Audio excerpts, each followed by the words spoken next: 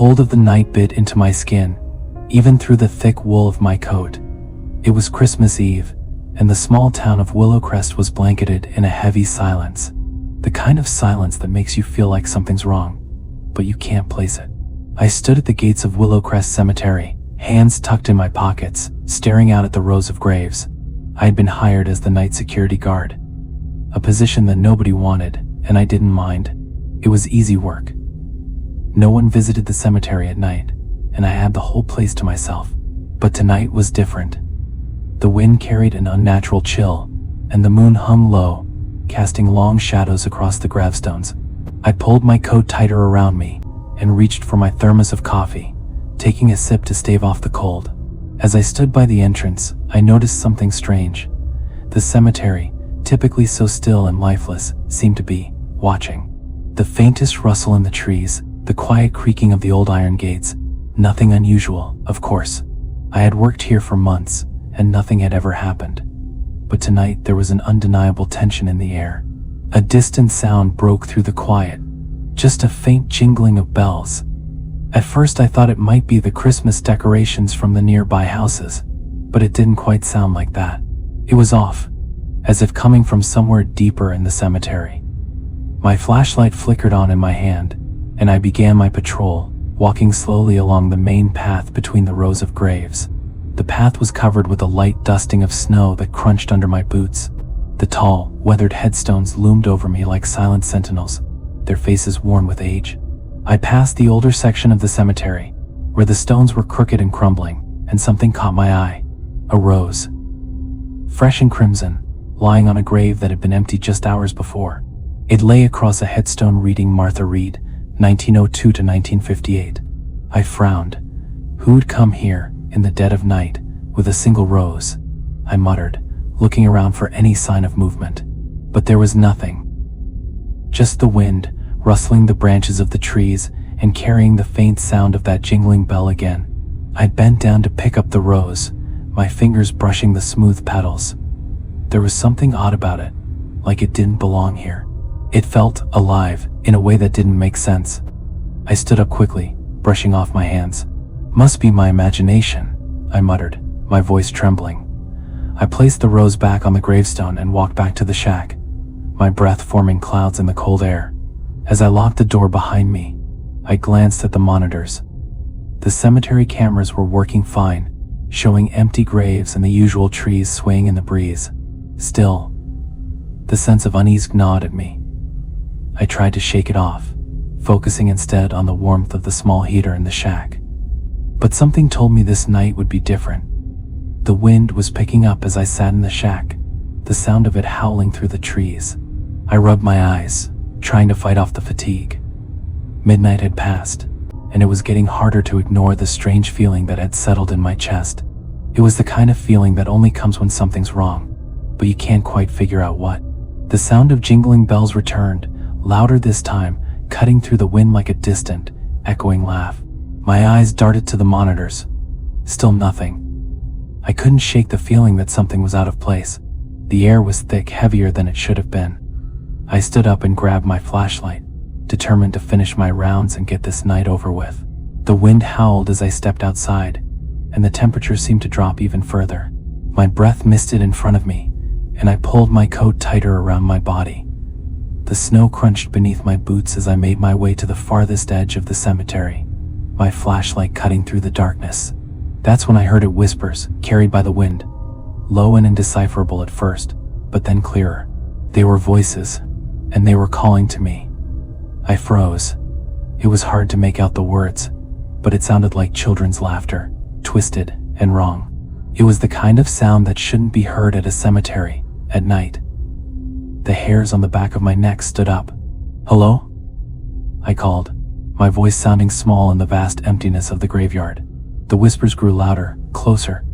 I scanned the area, shining my flashlight across the tombstones, but there was nothing, just the wind and the snow. Yet the voices, the laughter continued, now rising and falling like a chant. My heartbeat quickened. There was no one here, I told myself. It was just the wind. But something deep in my gut told me that wasn't the case. I started to move, slowly, cautiously.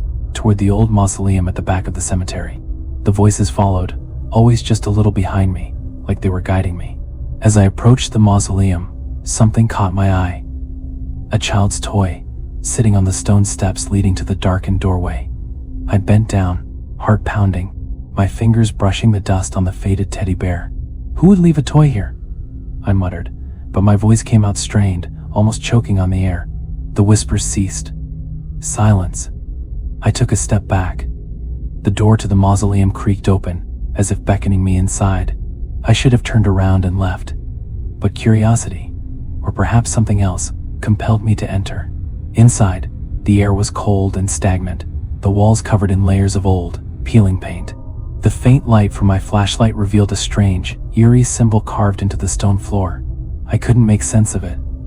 "Is anyone there?" I called into the darkness. No answer.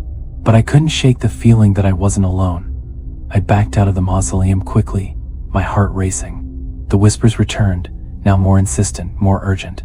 They surrounded me, pressing in from all sides. My flashlight flickered, casting long shadows across the cemetery.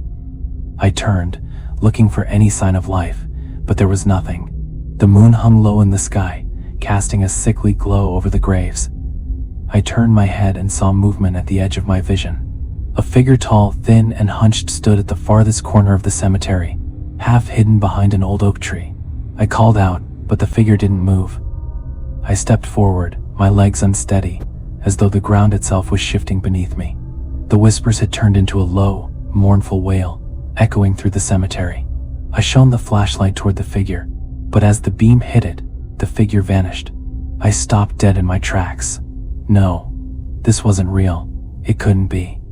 I took another step, my feet now feeling heavy, like I was wading through water. Then, in the distance, I saw a hand, emerging from the earth, skeletal and decayed. It slowly clawed its way out of the dirt, followed by another hand, and another. Figures, their faces hollow and lifeless, began to emerge from the graves. My blood ran cold. There were no words, just the sound of dry bones scraping against the earth. They moved toward me, slow but deliberate, their hollow eyes fixed on me.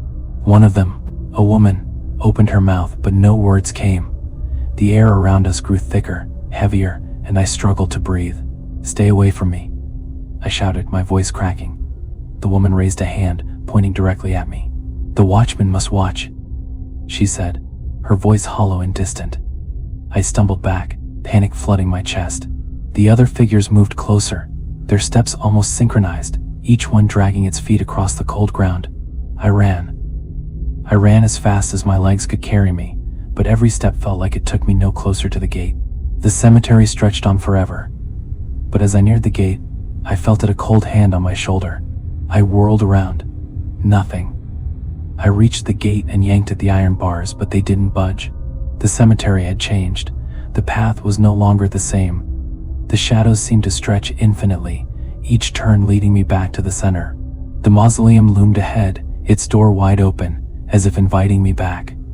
I took a deep breath, my chest tight. Something inside me knew there was no escaping this place. The figures, those things were following me, circling me.